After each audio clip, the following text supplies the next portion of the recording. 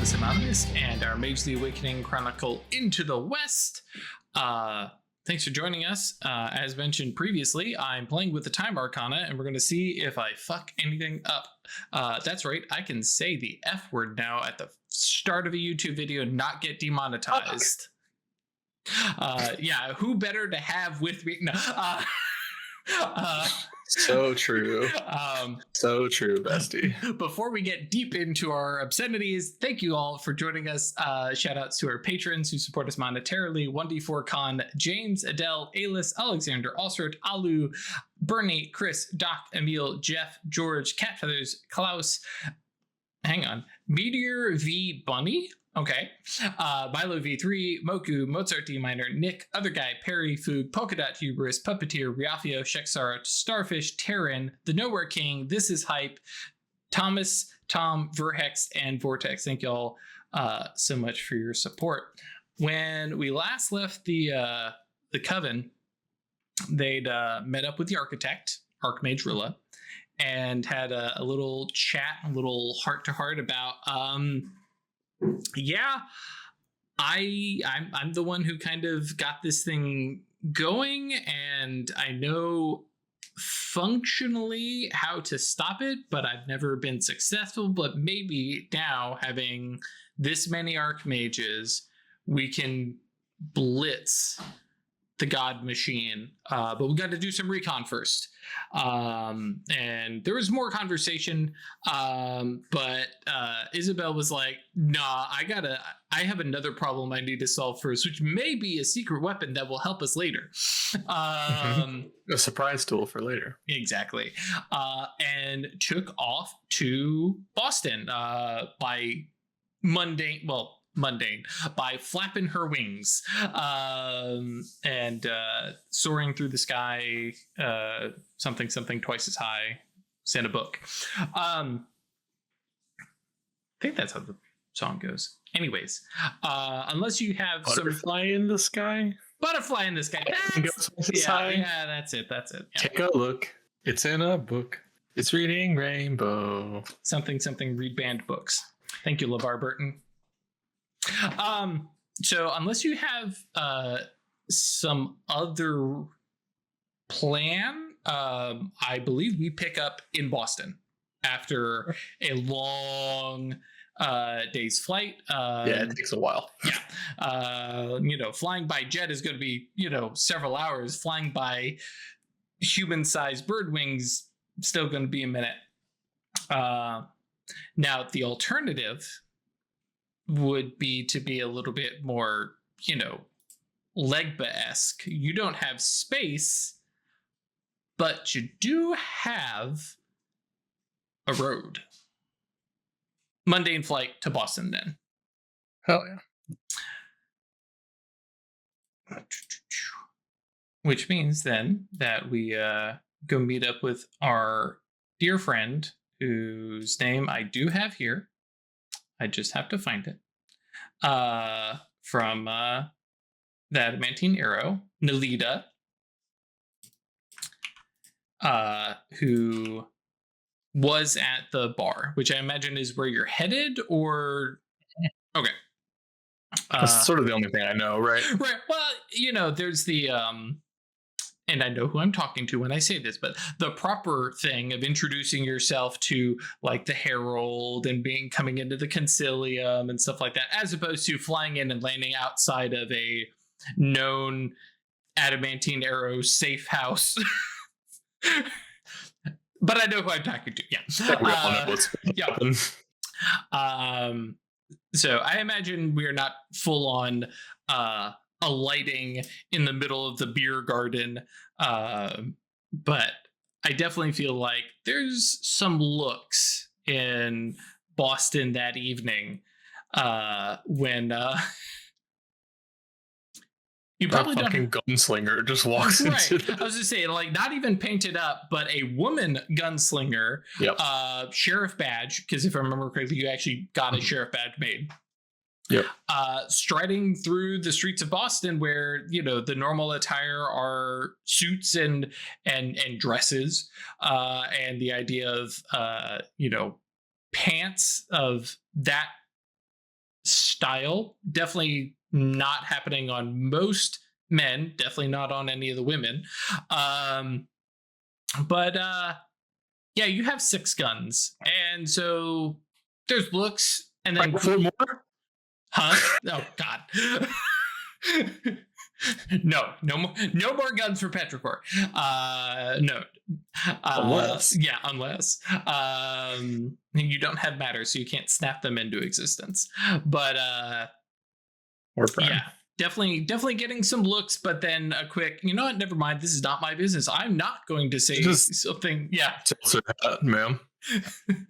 I definitely think there's some definite looks, and like, never mind, that's not my business, but the double back, the meme, the look over the shoulder. People learn something about themselves that night. Yep. As man, I don't know how they would react.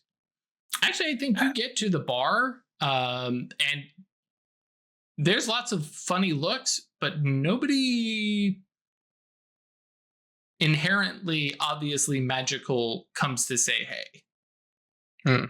At least not like right when you walk in and find a thing.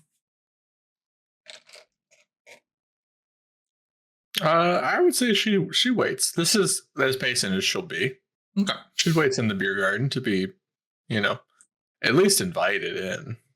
Fair enough. Feeling an invitation, like a greeting outdoors, and like hey, we're actually going to go talk somewhere else. Sure. I gotcha. Yeah, being an obvious oddity does, kind of speed some of the word of mouth. And one of the staff, who I imagine, I'm imagining stuffy white shirt and trousers, walks over and, ma'am, I think this is not the establishment you're looking for. This is not a kind of eyes up and down, not a saloon.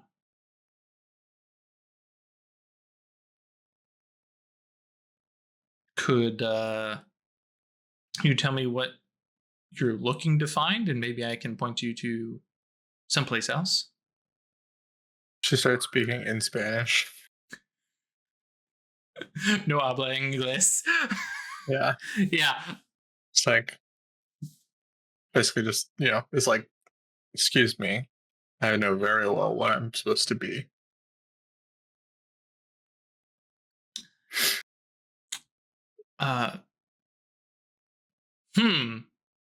And turns and walks back in. And a moment later, somebody a little more well-dressed comes out, giving you big manager vibes. And, well, actually, probably owner. Kind of looks you over, and there's a moment of, you get the once over, and they're like, okay, Western gunslinger come into town. It's not unusual, like these people do come in, but she's a woman, and then there's trains, right? Exactly. And then there's a second glance, and just some of the iconography, we'll say, in the clothing, some of the things probably I imagine on the guns, the handles and stuff like that. And he pauses, he says something quietly to the serving staff, who walks back in, and then he walks over and, looking less peeved and now more professional, kind of bends forward and says, ma'am, I believe you may want to use our back room. And in that motion, there's just this little hand point into the room, and there is the door that was not there before, with a great big adamantine arrow like seal on it. And it's definitely one of those, hey, that wasn't here before, but now that some attention has been brought, it's like, oh, was that there this entire time? fucking magic. And then Thank you so much, sir. of course, and then like offers a hand to help you up and walks with you to the door. Sure. And, she knows how to play the game. Right. And just walks with you to the door. And as you walk, there's that little bit of peripheral magic and just a little like veiling flavor to it, though I guess technically you need a merit to know that, but you know. Sure. And yeah, you don't get any extra looks as you and the owner walk in, and he escorts you to the door and then kind of stands up and takes a post, like guarding post next to it, and just kind of nods to the door, doesn't open it for you. Right. And I believe you were blindfolded when you had come up. Or I think you even were like, oh no, I'll just blind myself, I think is even the move that you had made. But the elevation change and the stairs and the little bit of twist and turn. Oh, okay, this feels familiar. It's going backwards, obviously, but and take your way down into a bunker. It is as nondescript armory, safe house as it was before, but now with several large trestle tables. Is that the term I'm looking for? Like a picnic table kind of thing? Kind of. But they have basically the center post and the wide feet. Sure. But yes, several trestle tables set up along walls and maps set out on them. And it is a little bit of, we're not quite at kicked anthill, but we're definitely like anthill levels of activity, people moving back and forth, talking. And there's two younger mages who impede your path for a second, standing in front of you. There's no hands up or blades, just a definite like, wait, hang on. And the younger of them says, excuse me, ma'am, I just you need to wait right here. Like, certainly. Oh, for how long? And like the flash of concern hits him. 5 minutes.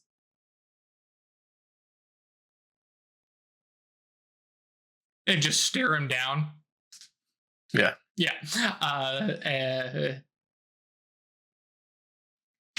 And then it'll be fine. Yeah. Find me Melita. She as he is leaving into the mess of movement, the other smiles with a little bit more understanding, a little bit older, and says she has been alerted and is finishing up a meeting. And like there's a little edge to that word.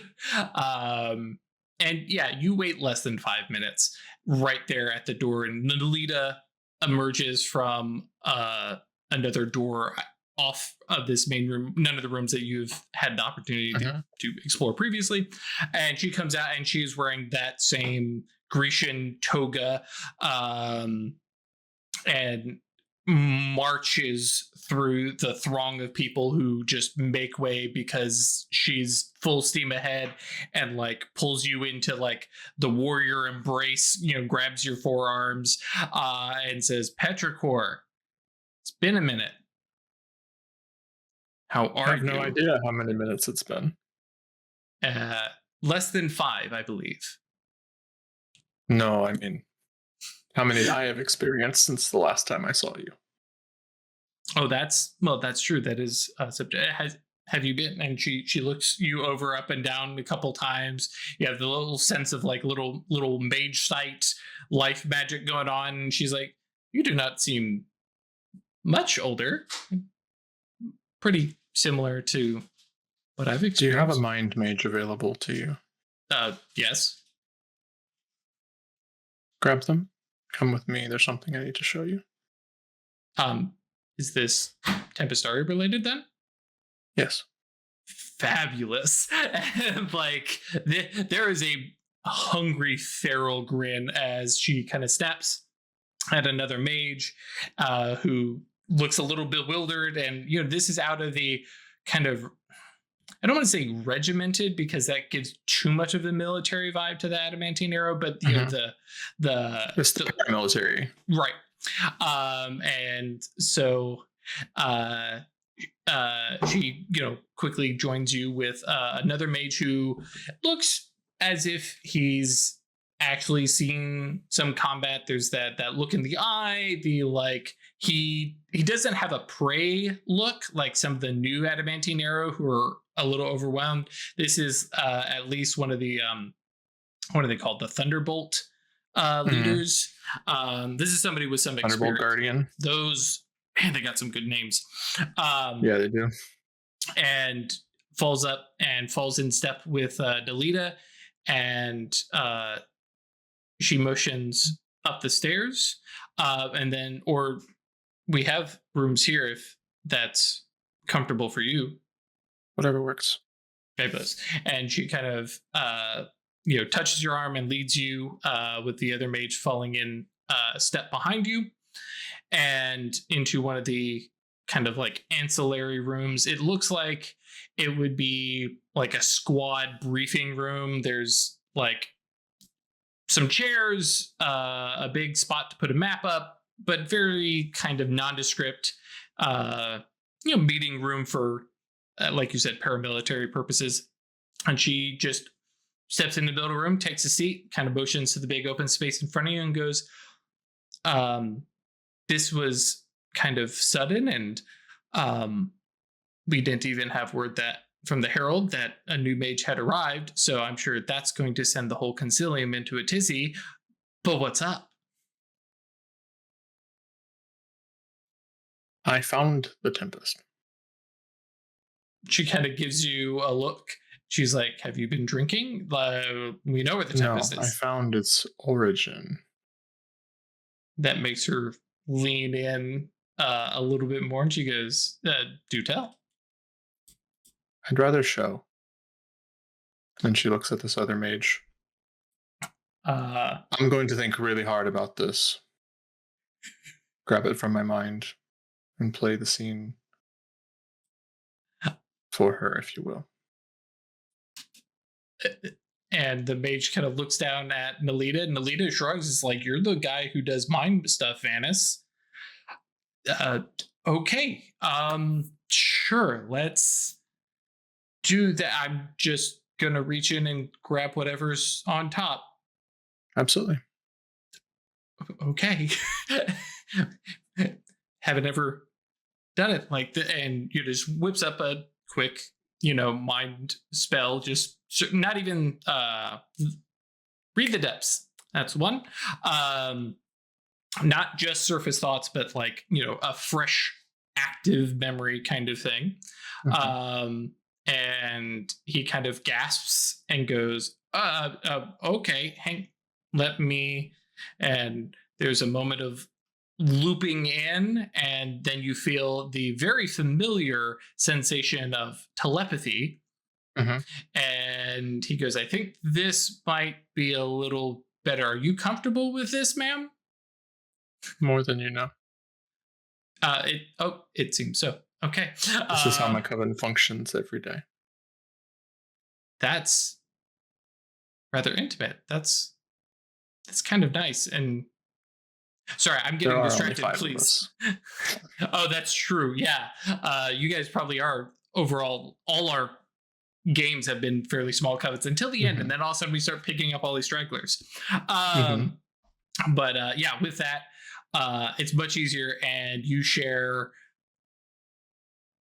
I guess, a portion of your Archmage journey. Yep. Specifically the scene of like winding up in the Neolithic and like breathing life into the storm. do you let in, or actually, let me ask this the other way. Jesse, does Petrichor let in any ancillary stuff, or do you think she has enough control to be like, no, this is all you get, and you don't get the context that I am an archmage? I don't think she cares if they know. Okay, cool. I think it helps explain the situation better. Absolutely. But you don't have to explain everything. But yeah, I like that she just doesn't care, because why would she? She doesn't have to play by their rules. And Nelita and Vanas sit in kind of stunned silence as they watch this story project, in my mind, in first person, right? Because that's how you're going to view this. And, that's how you have memories for the most part. Right. And Vanas goes, I don't understand. Nelita's, no, you wouldn't, but this is, how did you get this memory? What do you mean, how did I get this memory? And then, it is mine. There's right. And the further telepathy as you're thinking about stuff and kind of letting more of this out, and she kind of sits back a little bit. Thank you, I told you I Vanas. would handle it. You did. Yes. Yeah, that's enough, Vanas. You can thank you. Thank you, Vanas. And he kind of like, he'd gone from that, he's got that predatory, I'm a fighter, I know how to handle things, and now he is deer in the headlights, backing up. And thank you, ma'am. If you need a favor from me, please ask. Thank you, ma'am. Appreciate that. Like, as he backs away, because archmages are mythological beings, and here you are just casually dropping, oh yeah, Neolithic, just after the fall, the very first storm. Yeah, I created that. He just kind of walks out, and Nelita kind of grins and goes, well, he's going to have free drinks for a long time. What the fuck? Excuse me. That's fine. Ma'am? What does this make of our relationship? What is... And well, it hasn't truly changed my relationship to my husband, so I doubt one with my friends would be much changed. You're married? Yeah, okay. He's a sleepwalker, it's fine.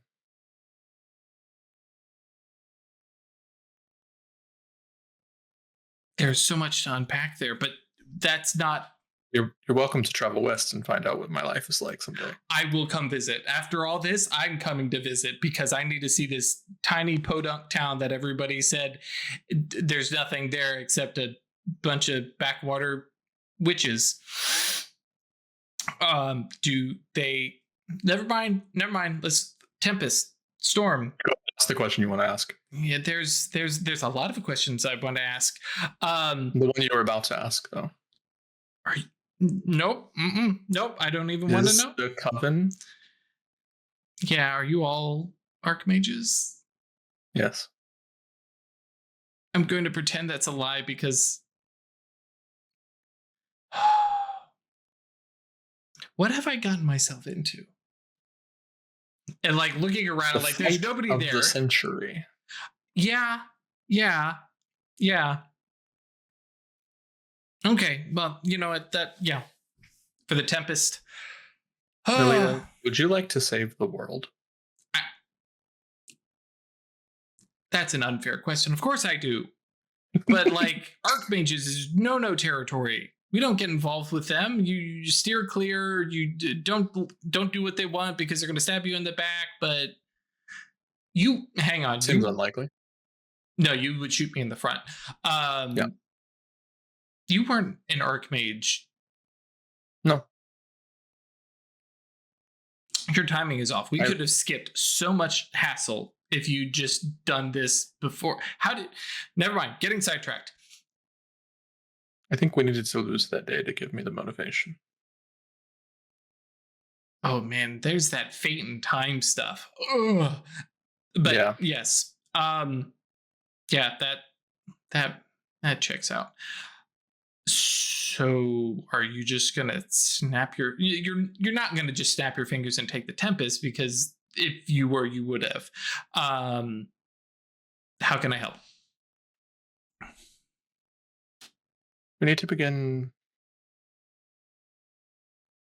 gathering up those that have scattered in our defeat and go back and take it back. Uh, there are a number of ways it could go, and I will need to consult with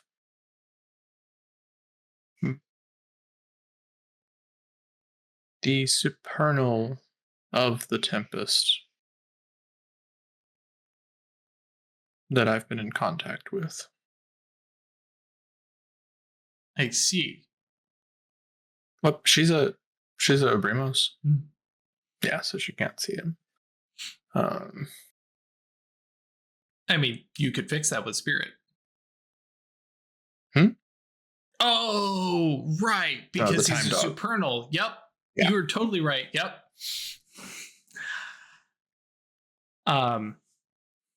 Well, I mean, I'm not going to second guess what you're capable of or anything, but a simple spell with sympathetic range just into everybody we have connection to, and just a throwdown, an ultimatum, or a warning, or I like the idea. It's not something that I can accomplish, but and you see her eyes kind of widen a little bit and brighten up, and like a little stage whisper of, I can do something and Archmage can't. when you meet the other members of my coven, you'll understand why I have no interest in studying space. She nods. She's It has like, not been necessary. I understand. Especially if you were just there in Purgatory Bluff and don't plan to travel much. Yeah, okay. But no, Traveling. That's true.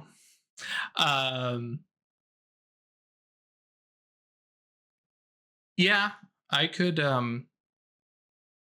I have the ability to send a spell to everybody. I think everybody. It would be a large spell, but I can manage that as long as the factors are otherwise limited. I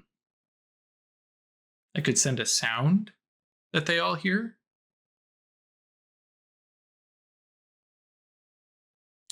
I could send your voice. Wonderful.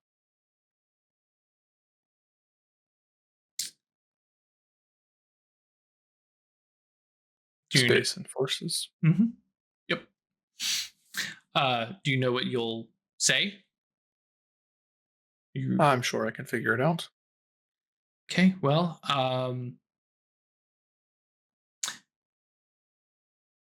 and you can see the whole like, this is a chore I need to do, and I just need to just go ahead and do it now, or I'm never going to do it. And so she gets up and enters that same kind of open space that you're standing in, and okay. Can I clarify real quick? Mm-hmm. Is she targeting all of just everyone in the legacy? Okay, so the Seers included? Yeah, because she's going to basically use the sympathetic connection she has to everybody in the legacy, and some of them,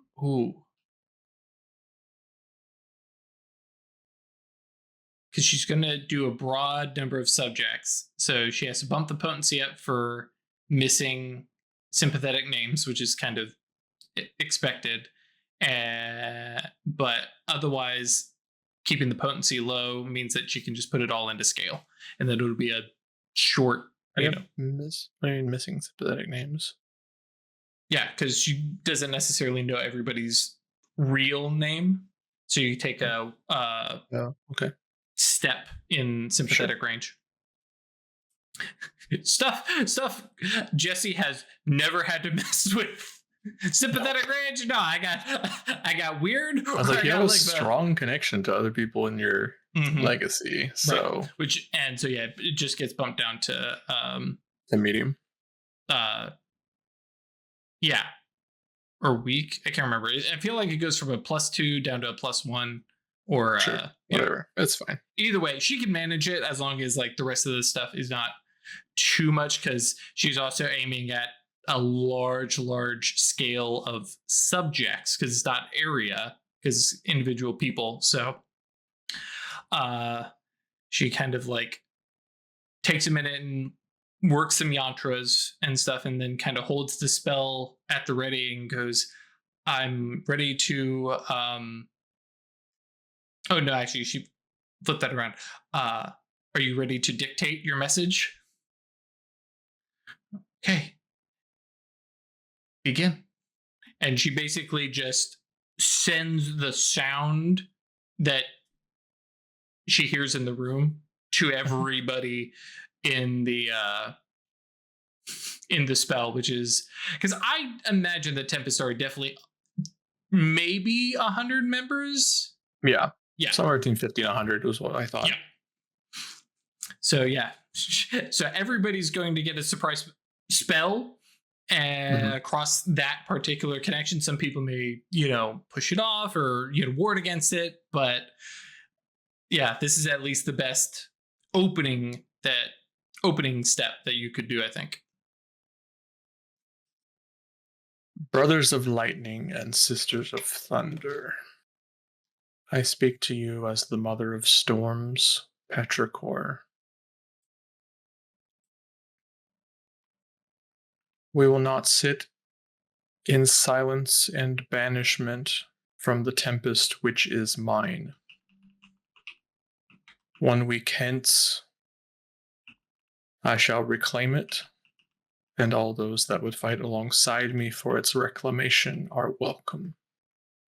All those currently in possession of it, aligned with the supernal gods of oppression, you have been given notice of your impending demise. Leave and ground yourselves, lest my lightning strike true.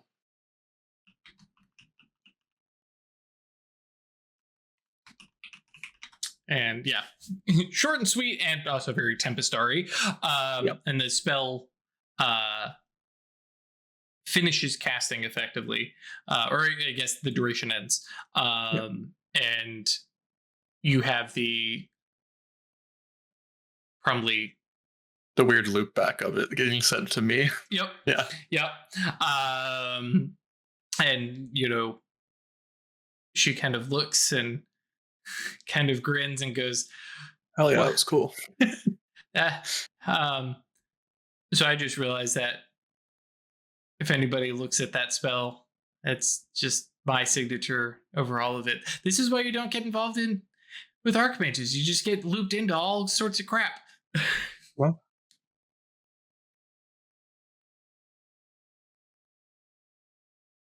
that's why you're on my side. I am. And I have, and she kind of looks, and sisters, brothers that I know that will definitely join us. Others of the Diamond Order, but it's going to be the Nameless that we really need to hope for, because, and she kind of like looks, there's a little wince as she says it, because even with an Archmaster on her side, I don't think that means the rest of us just get to win. No. I will cook something up for it, though. I have friends that I'll bring. You have a coven full of archmages, No, apparently. I have the 4 winds. Come again?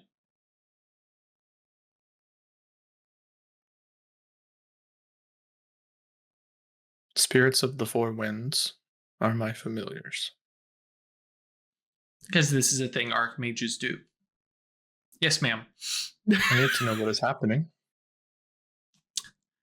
That's true, and you don't have order to rely on because, right? Yeah, you're gonna just do everything weird, aren't you? I've been told. Okay, I'm on board. In my defense, had more arrows shown up to talk to us, I might have been more on board. She nods. Yes, we are. You know, But the Mysterium agents from New York did not appreciate our fledgling independence and tried to extort secrets out of us with their knowledge. yeah, I can't say that's just them, but yeah, the diamond needs help. It needs a batch of new blood. If you're like looking to get recruited, I have paperwork. We can get you signed up right now. I don't think that's legal. Also, probably not. No, but you know, if it's just between you, me, and we'll have to bury Vana somewhere. But you know, we just don't tell. Okay. It seems a shame to kill the boy before I let him have his favor, but true. no, what I mean is outside of taking back the Tempest, how deep do you want to get?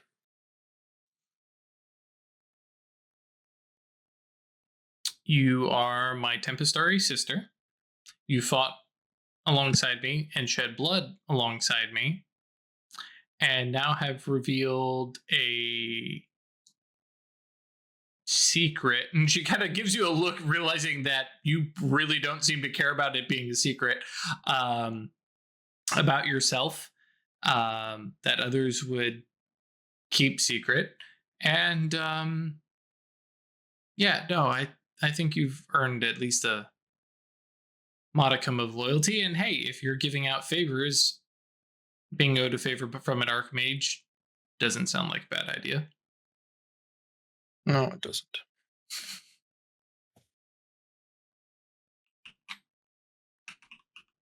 Have you heard of the serpents?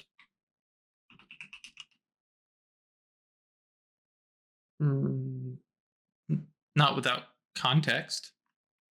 They're a seer cabal of at least some archmasters, currently embarked upon a goal of finishing what the fall started, of suppressing every bit of wonder and mystery out of the world, and permanently putting everyone to sleep.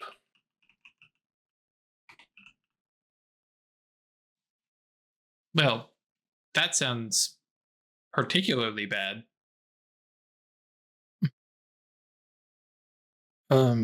My cabal and I, Coven and I, sort of fell quite accidentally into contact with them and got in the way of some of their plans before we knew what we were doing,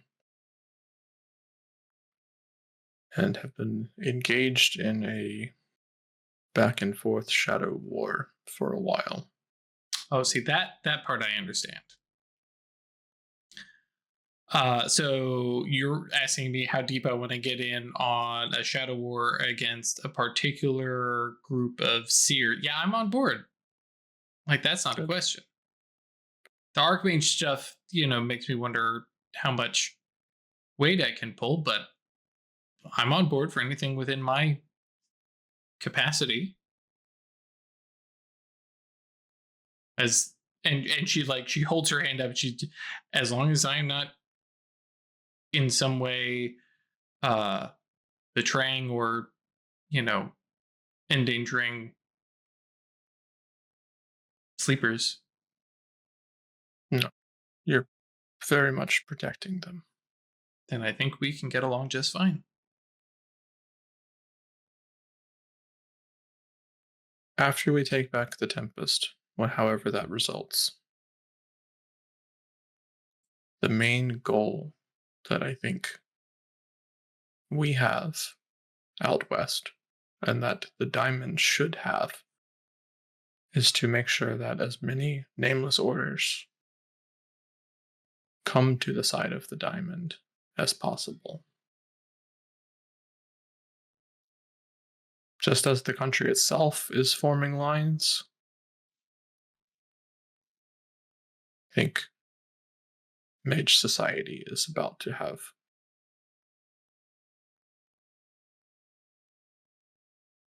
A dust up. strict lines established. And the days of backwater covens out in Colorado is quickly passing. She asked, "What's Colorado?" Anyways, is it not? Not yet. It's still Indian territory. It's still. Oh, okay. Yeah. Yep. And it'll be Indian territory and Northwestern territory or Western territory for a bit. Yeah, either way, Purgatory Bluff. Yeah. She nods and she says, "Yeah." And I'm on board for that. And like I said, I know some brothers and sisters, and if need be, some of the folks here in Boston. We're not exactly John Brown, but we'll throw down.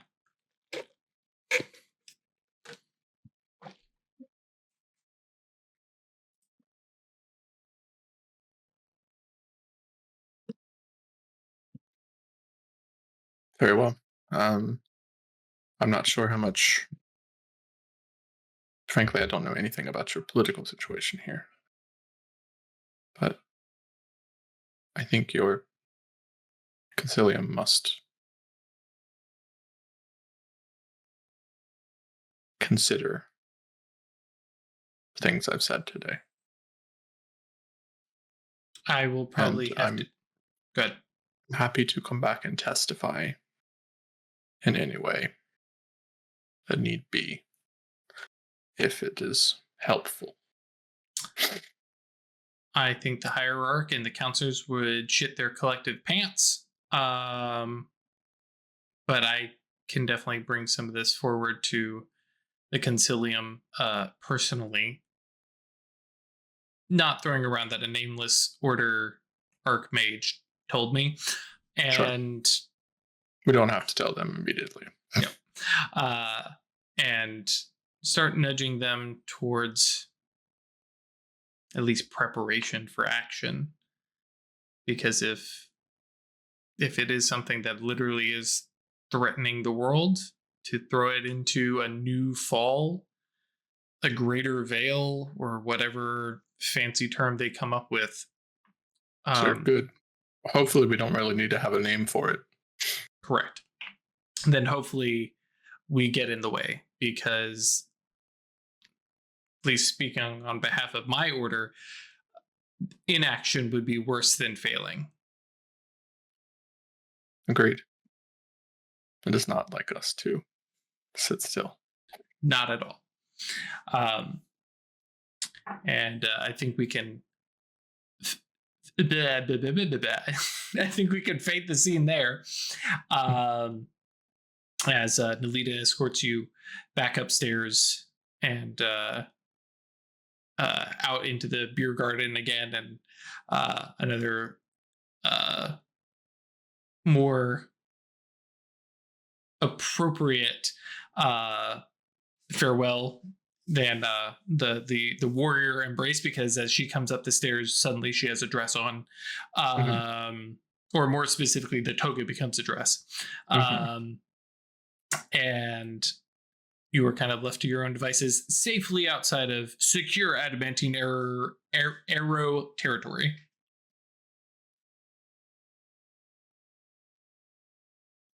I think she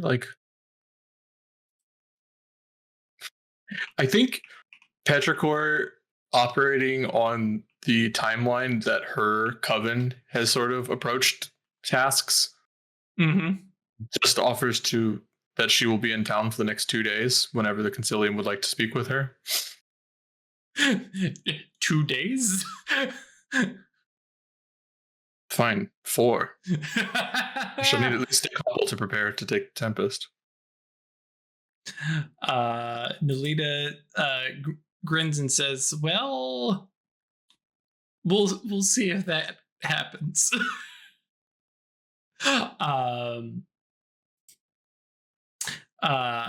More out of character for Jesse. Do you plan to chill for a few days? Do you have other stuff in mind, or do you want to double back? Because we can definitely, time skip forward a little bit. Yeah.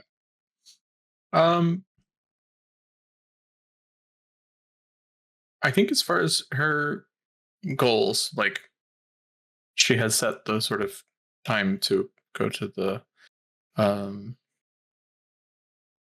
Tempest itself. The Tempest. Mm-hmm. She does reach out along lines to her familiars, and tells them to meet her at the Tempest at the appointed time. Sure. Okay.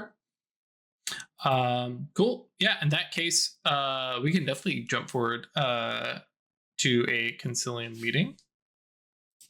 Let me see here. Go ahead, storyteller. Make up a bunch of NPCs. Yep. Fortunately, that's easy because I can just refer to them by title. I'm just updating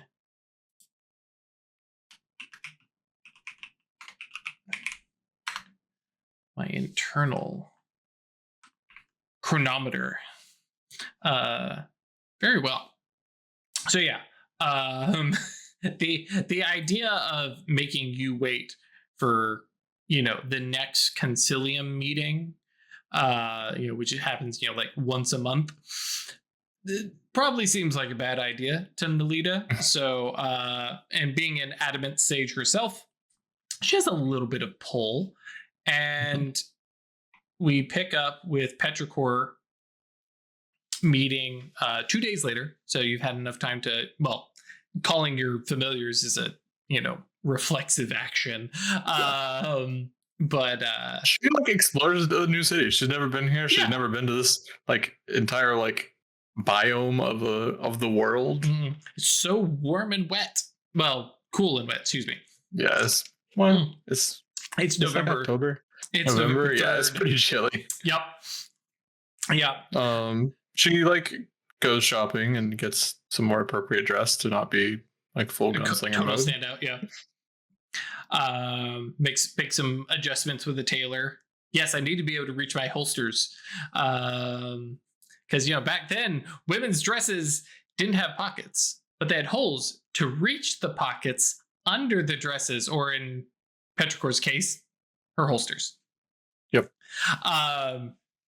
Yes, we have we'll say special council meeting rather than a full speech to the Concilium. Because Nalita brings forth some strong claims, and the counselors are like, oh, we're not just going to air that to everybody. So you have a meeting with the hierarch, the 4 counselors, and Nalita and a couple other of the adamantine arrow who basically are backing Nalita's play, and also saw you come out with a bunch of Tempestari wounded and beaten up. And of course, at this point, it's been a couple months since you lost the Tempest.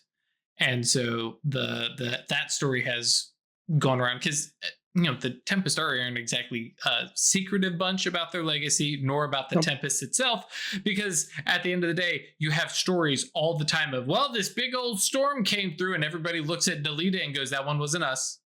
Ours is still in the Gulf. Now, it could have been a Tempestari, but it wasn't the Tempest. It's me. You'd know it if it was us. Right, exactly. People tell myths when the Tempest shows up. So, excuse me. The council meeting happens in it goes through a back room of the Boston City Hall into what is clearly a pocket dimension. It is bigger on the inside sort of situation of the absolute Petrichor hates this silver ladder like ornamentation and iconography, and it is very to borrow the Mage the Ascension term, very hermetic mage, lots of geometric designs and stuff like that. And the counselors and hierarchs sit in clearly ornamental and traditional, what's the term I'm looking for here, robes. I can't think the word will come up. It'll come up later. But yeah, in very showy, flashy wizard robes without being like pointy shoulder pads. Yeah, they put on their wizard's harness. Yep, you got it. And they are basically taking a special meeting with you in what you surmise to be their private council chamber. This is where we get together to have meetings kind of thing. So they're sitting at a large table with various maps of the city, maps of the country, maps of the world laid out, various books that are being written about the particular Concilium mystery. All the like deepest, darkest, secrets are kind of enclosed books laid out on the table. And then there's you at the, more or less corner, because it's a small room for the 5 of them and they have 5 seats. And you're standing, Nolita's there, the rest of the Adamantine era are kind of crammed in. It is very much a impromptu, Nolita twisted our arm kind of thing. And considering the fact that you're meeting with them, they definitely don't know you're an Archmage. But the hierarch looks at you and strokes his, I swear to God, long white pointy beard and goes, Petrichor, Nolita has told us some threat is coming, and you wish to make an alliance with us. Without repeating exactly what Nolita has told us, what is it that we can do? And why should we?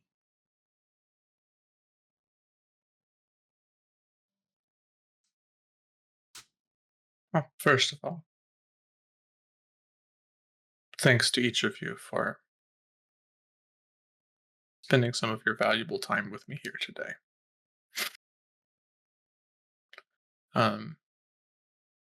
What I had approached Nolita with is that there is a feeling out in the frontier among the nameless orders that we are soon to be forced to choose sides between yourselves and the seers. One of the counselors kind of leans forward, and that's a decision that you have to debate about? It would not be for our coven. Our order. The she nods, leans back, and like, okay, we're please continue. But This is not certainly a for others Hmm. who might find the circumstances of the Diamond's operation an affront to their freedoms. They might be tempted to follow some of the sweet offerings that this year's send. And so, again, without diving into the threat that is being built in full detail, I and members of my coven are making contact with several other concilia,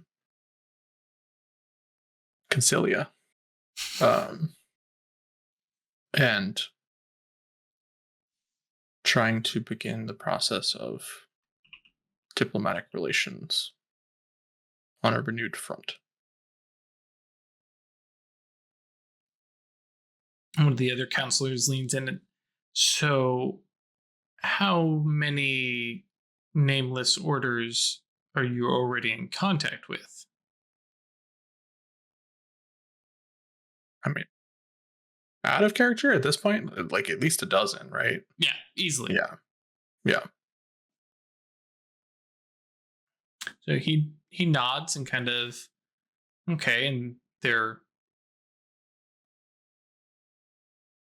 members Some are are larger than others. okay. Some are more powerful than others.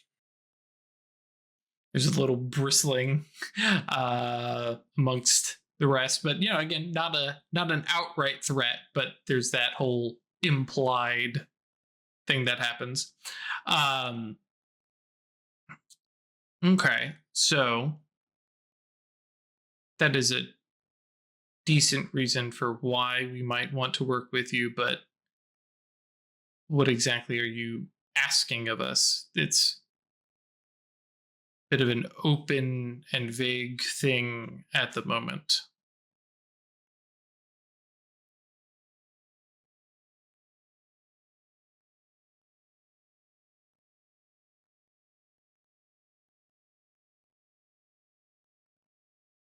In the spirit of the country in which we reside, I think an organization of democratically connected orders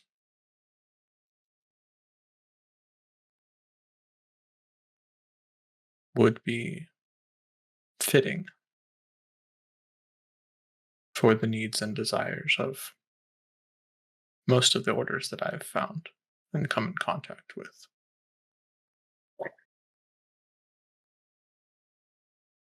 So you just want a say, a voice at the table?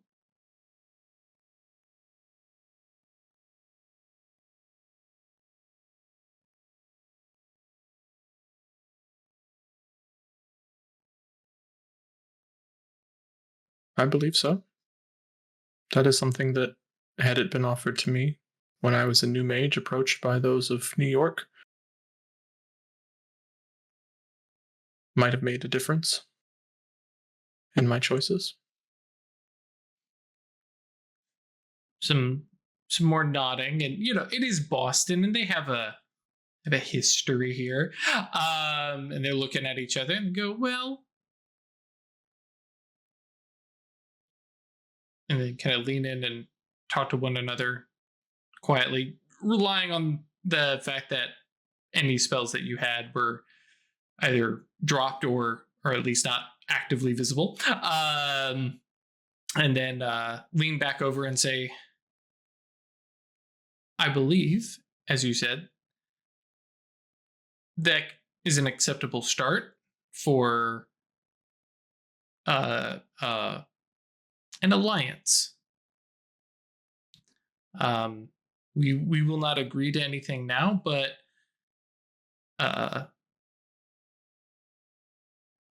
meeting together. Perhaps we will have a convocation of the Northeastern, and there's several nods, convocation, and we will gather together as, well, the forefathers of this nation did, and meet with the nameless orders, both your Western ones and the ones we have within our own territories. If nothing else, an alliance with us prevents, at least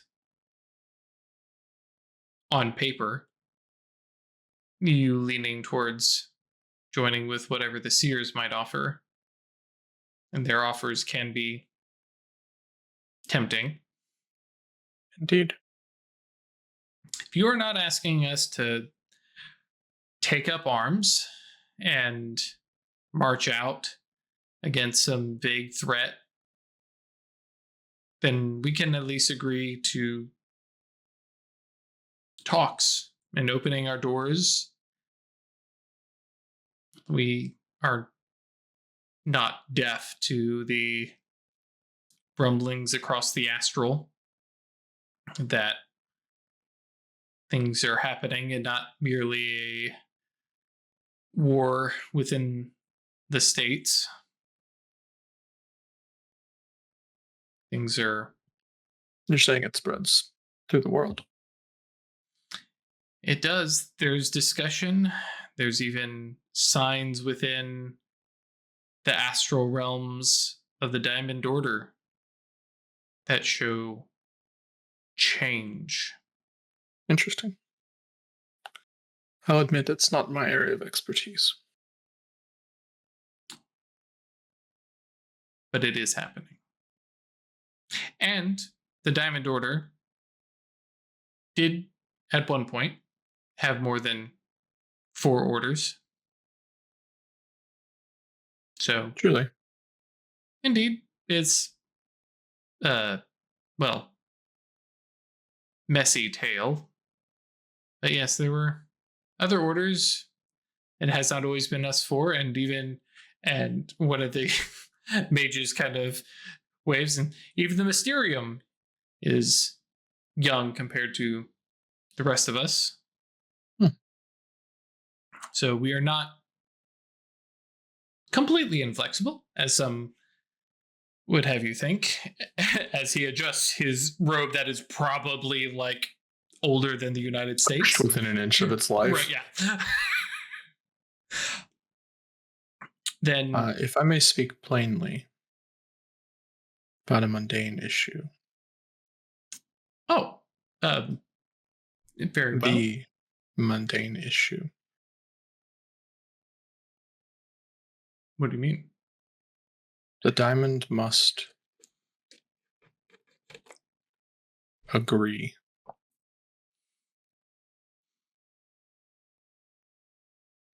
to the cause of abolition. Oh, and like there's head nods around. You will find support of that here within this concilium. No, I would, but the rest, I agree. And that may very well be a hinge in the convocation. We bring the nameless orders together, and as I know, many members of those nameless orders are apostates who left our own ranks because of that issue. Bringing them back by taking a stand with, they say the North? Probably. With the North. the Union? Sorry, what was that? The Union? Yeah, but they even say that yet? Because we don't have true. the Confederate States yet. But yeah. I mean, but it is I don't know. Yeah. I don't know what terminology they use in 1857 but yes, the abolitionist slave-free states. The initial discovery of the threat that the seers are currently composing came from my covenant's work as abolitionary forces. Truly. Well, that's definitely something that we could spin to our favor. One less tool. One less tool of oppression. Even if some of our fellows think that it has a place in society, I think it is. Well, we all hear. She just spits on the ground. there is like shock from everybody, and then a dotted. Yeah, that seems appropriate. Yes, you did say you wanted to speak plainly. We just didn't expect it to be that plain. But yes, our stance within the convocation will definitely be pro-abolitionist. And I know there will be others. And perhaps by having a convocation and showing what is at stake, nameless orders that could ally with us. But if both the Diamond and the Seers are pro-slavery, or at least ambivalent to it, then it becomes a decision that nameless orders could waffle on. But, well, if that's the thing nope, hang on. How would they say that? If that is going to be a voting issue, then we have more incentive to push more on our sister concilia, and we will start making inroads. I don't know when the convocation could be held, but with tensions rising, perhaps sooner rather than later would be best. And like you can see the hierarch grinning a little bit with Silver Ladder. Ooh, we get to organize glee. Yes, perhaps we should have it. Perhaps we should have it hosted here. Though Philadelphia will fight again, but perhaps we should host just to make sure things go right.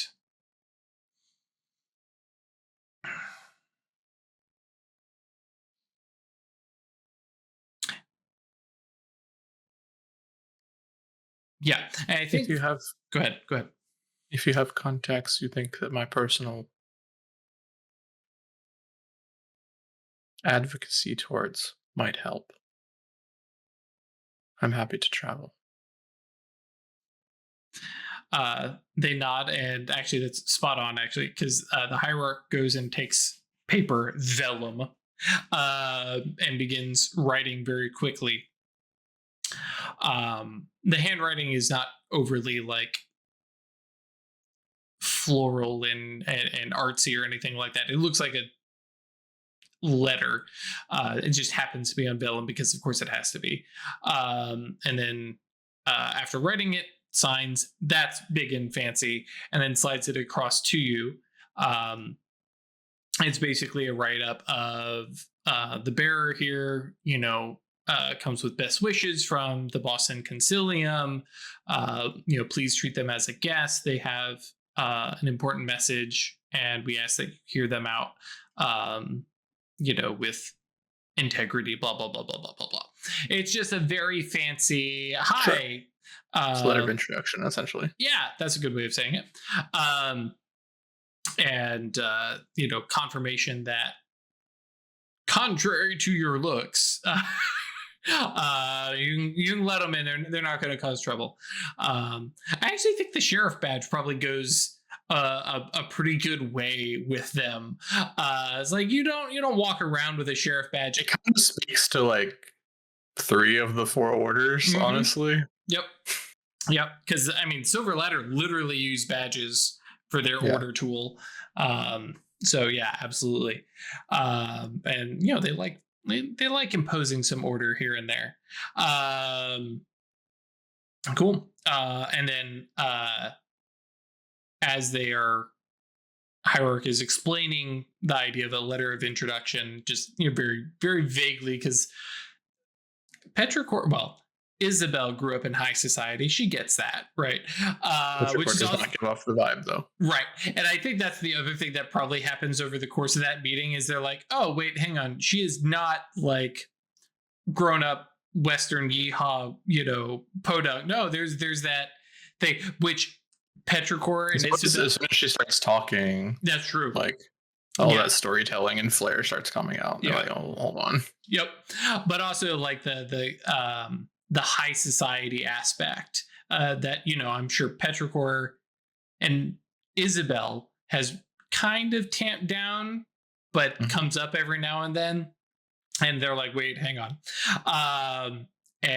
But explaining the letter of introduction, somebody else starts writing up what is basically an invitation to the convocation, to the bearer and their chosen, guests to represent their various nameless orders, covens, and cabals to speak at the convocation to be held at a fourth, blah, blah, blah. More or less being, here's a nice, clean proof of, hey, this is what we mean to do. And it's all written in high speech. Right. Yeah. That probably is the reason they start to explain that it's a letter of introduction. I forgot you don't have the merit for it. You just cut out massively. Oh, dang it. That was me leaning back. Yeah. That's probably what gets the, like, what a letter of introduction is explanation, because she's making eyes at it. It's like, no, sorry. That's just me not being fluent in high speech. I'm just not fluent. Yeah. Like I get the gist, but okay. But look, partner, I get it. Yeah. That way you have something that stands out and is a badge of what you're wanting to do. And in the second case, the open invitation, because when the convocation happens, that's going to be a big hubbub with security and all sorts of other kind of things that definitely nameless orders, unless they came with an escort or something else, might get like run out of town because security is on high alert. And a squad of like 12, if we just took literally one representative from each of the orders that you might know, and you probably know more than a dozen, that's a lot of mages showing up out of nowhere. So is there anything else that you asked them to do kind of up front? I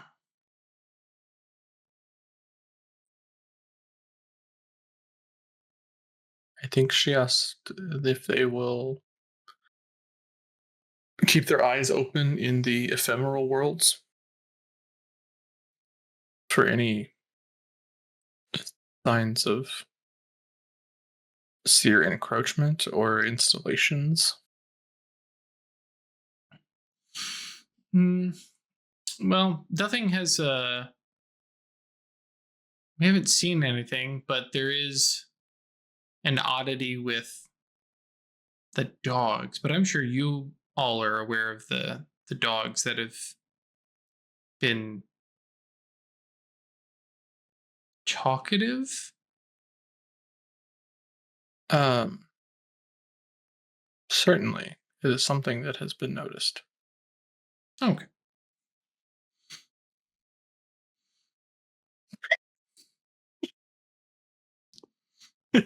Office style look at the camera. Yep.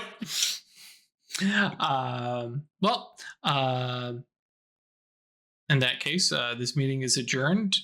Thank you for your time. Thank you, Nalita, for bringing this to our attention.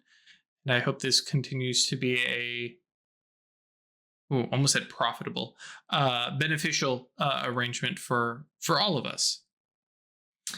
Certainly. And then one of the Adamantiner who are serving as guards escort you guys out. Nalita kind of grins over at you and says, well, I did manage it in 2 days. Well done. Just a lot smaller of a meeting than I thought it was going to be, but potentially to our benefit. I think a larger meeting might have had at least one person asking a few more questions. And they would have gotten distracted by minutia and order of the court. I don't know what that stuff is. This is why we just sort of shoot a gun in the air to get people's attention. I really should come out west and visit sometime, because that does sound refreshing. Yeah. A lightning bolt does it just as well. All right. Well, from there, what might Petrichor have in mind?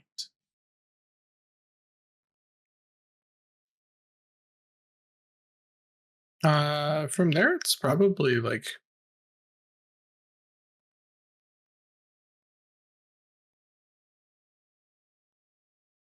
You're about 5 days out from the showdown at the Tempest, which we could definitely start, or we could save that for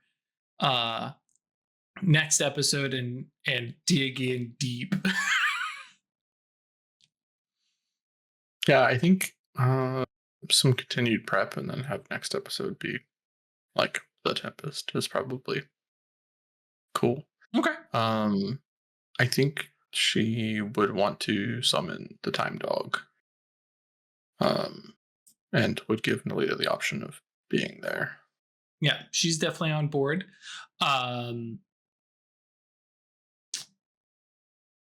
Nope, couldn't do that. Nelita would die. Okay, yeah. I was just say, because it's actually very easy. You could probably just go down to your Centimani and just whistle and maybe show up, but she would have to roll resolve plus gnosis and then poof out of existence. Yeah, that's rip. Yep. Okay. Very good. All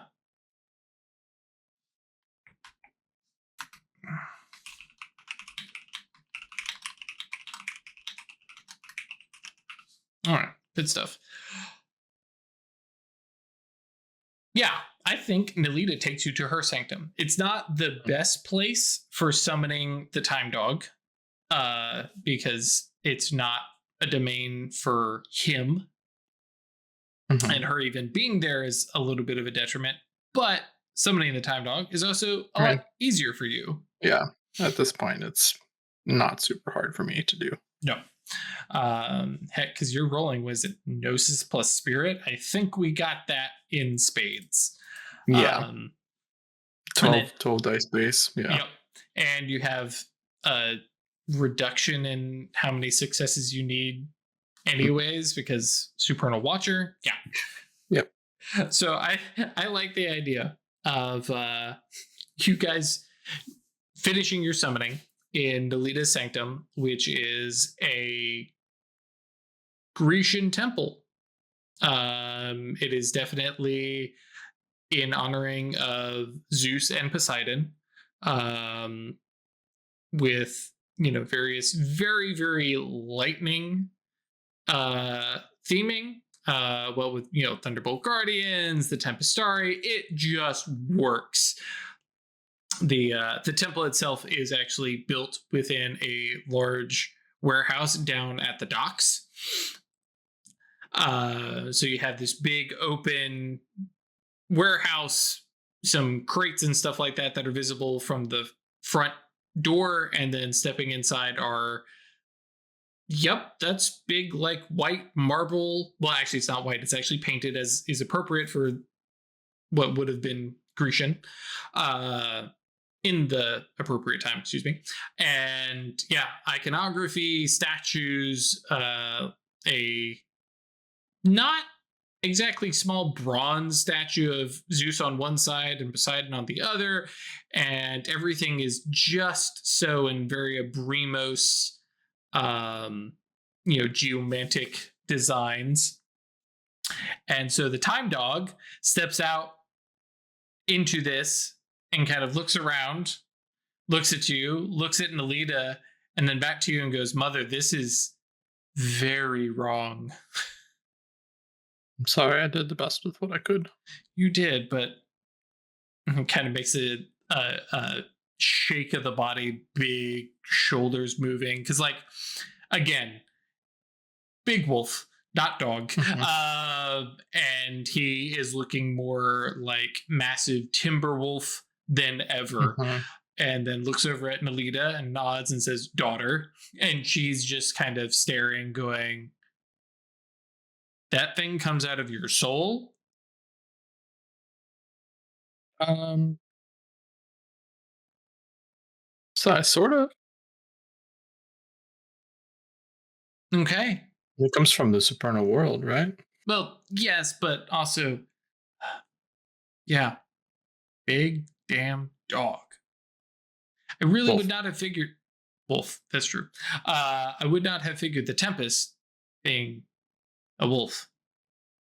Would have figured a bird or the time He who dog. strides the clouds. the the time dog. The wolf kind of grins and then steps up and walks behind you, and just like from Nalita's perspective, comes out and now is uh Spartan soldier with like Hermes wing, shoes, and kind of looks and says, "Is this better?" No. Elita goes, "Right. Sorry, I got caught up on the look of things and rather than what things are. I apologize."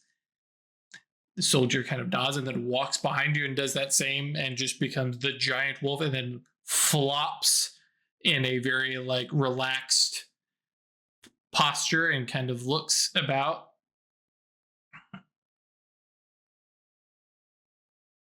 This is enclosed too. This is wrong on so many levels. And like at this point, from your interactions with the time dog, this is all just poking shit at Nalita. Um, but then turns and says, "You have summoned me. What do you ask Uh, of me?" I ask simply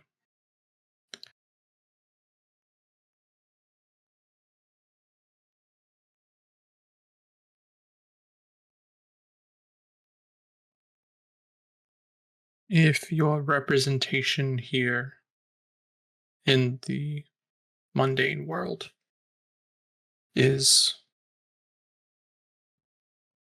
necessary to your existence.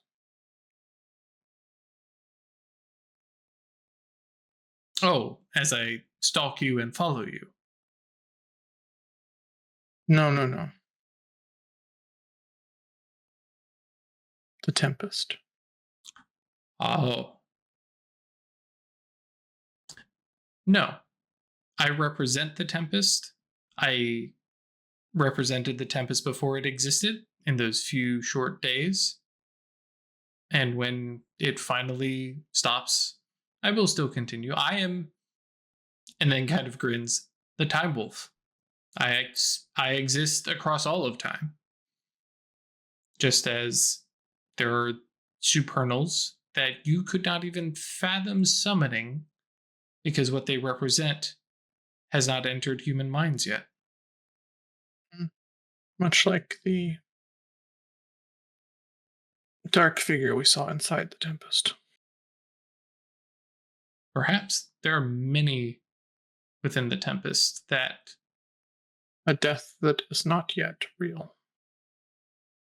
sounds like one.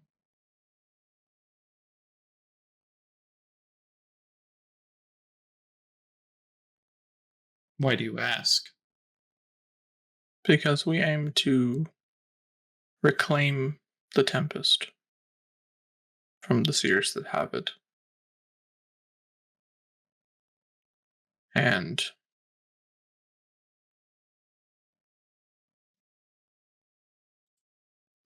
a fracturing of our order might pose instability upon the Tempest itself.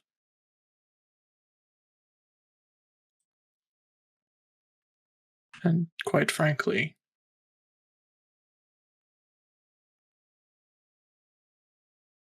I refuse to let my child be controlled by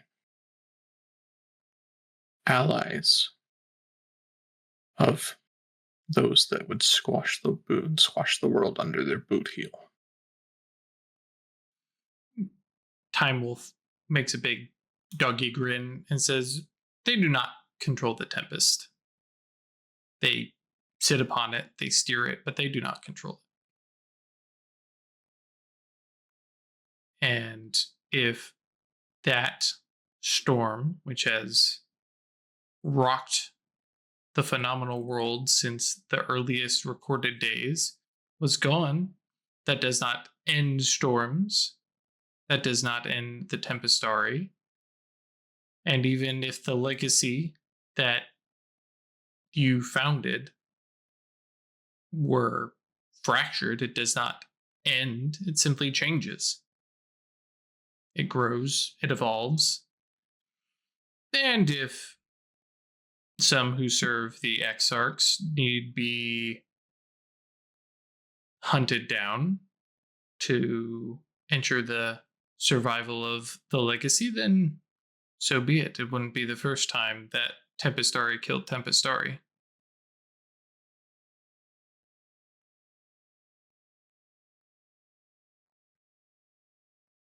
Good.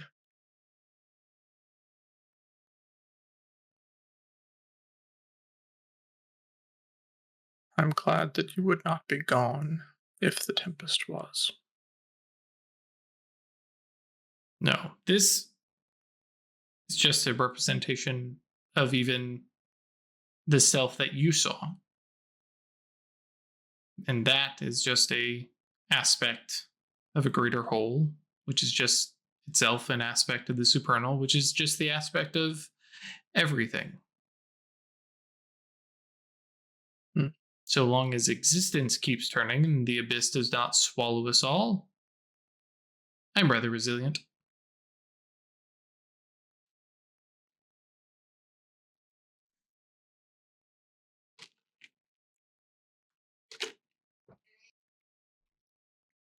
In between this, Nalita is asking questions of the wolf and just learning, because for her it's a different supernal being. It's also close to her heart, we'll say. So Yep. Yeah, more conversation there, and I'm not going to have a conversation with myself.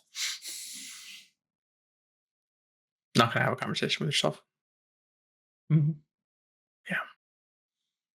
We've all been there. Yep, every GM ever. Hey, these two important NPCs need to meet and understand each other. Okay. Technically, yes, I guess they do need to talk to one another. I suppose.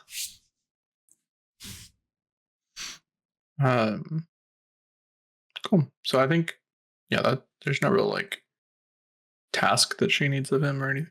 Sure. Anything, but yeah, I mean, even just discussion and asking questions is a suitable task for a supernal. And of course, he challenges you with, some simple trial.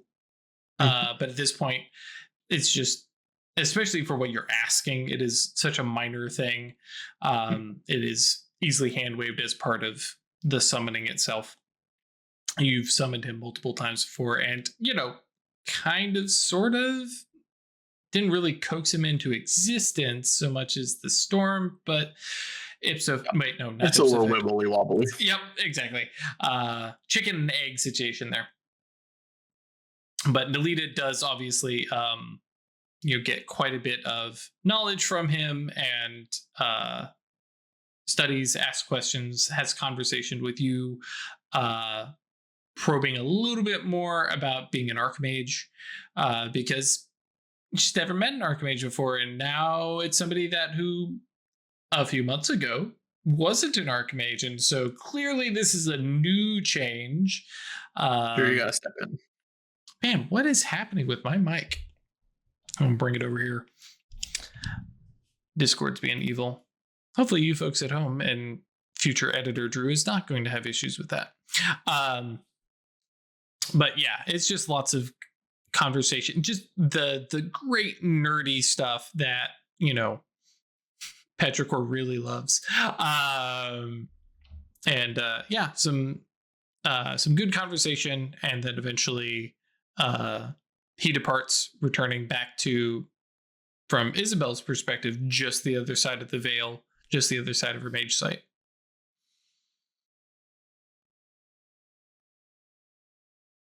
Thank you for your sanctum, sister. Thank you for sharing a being like that. Has stalked you your entire life. Well, I noticed him for a little while. That's true. Still, kind of jealous. He didn't used to be so big. Yeah. Or was that just so he didn't scare you? Don't think that would have been a problem. No, he looks like he's a good boy, and then there's a little flinch of he's still here. I know it. Cool. Then you and Delita go get dinner. Sounds great. And tomorrow to war. I like it. Yeah, very, very good setup. You've had in the past days, because you had some time kicking around, some of the Tempestari reporting in, some who were in Boston coming to meet with you and Delita, some of the Nameless Order members from around the globe, including one Abigail, reporting in and saying, oh yeah, absolutely, we're on board. Some others who are like, hey, we really support what you're trying to do here, but we're good. And you can put on your not invited to the birthday party list or the Yellow Belly cowards list, depending on how they responded. And some definite "we'll see you here" responses from some of the seers, including one who came by and found you and Delita in person to just be like, hey, listen, we really, you don't have to fight. You can come and apologize. One of those kind of you did wrong and we'll forgive you kind of conversations, which I'm sure the two of you took very, very well. And they left. Quite frankly, friend, had I not already thrown down the gauntlet for a more formal approach, I don't know that you'd leave here with all of your blood inside of your body. Yeah, something like that. So yes. But yeah, you and Nelita kind of, relax, enjoy Boston for the few more days.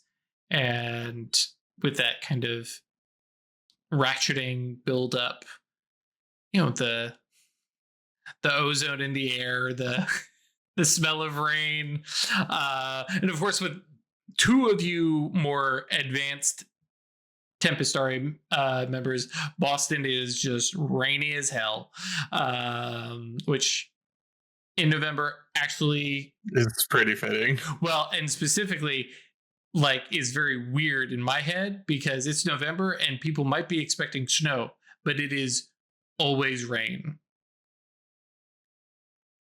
Lots of ice, lots of slurry, slush, whatever. It doesn't seem to actually ever snow while you were in Boston. Snow, I feel, is too wimpy of a thing for Tempestari.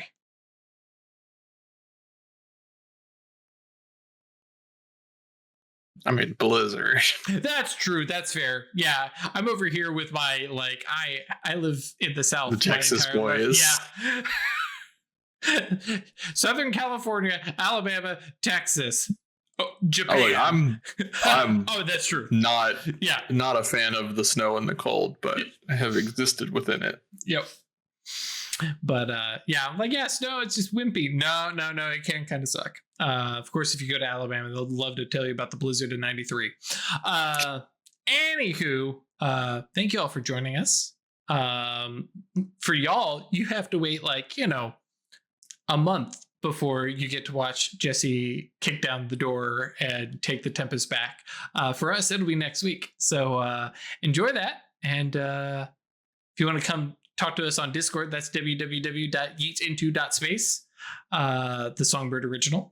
And you can come join, chat, give me your opinion on does messing with the time arcana actually work for this, or should we never ever do it again? We probably won't do it again, don't worry.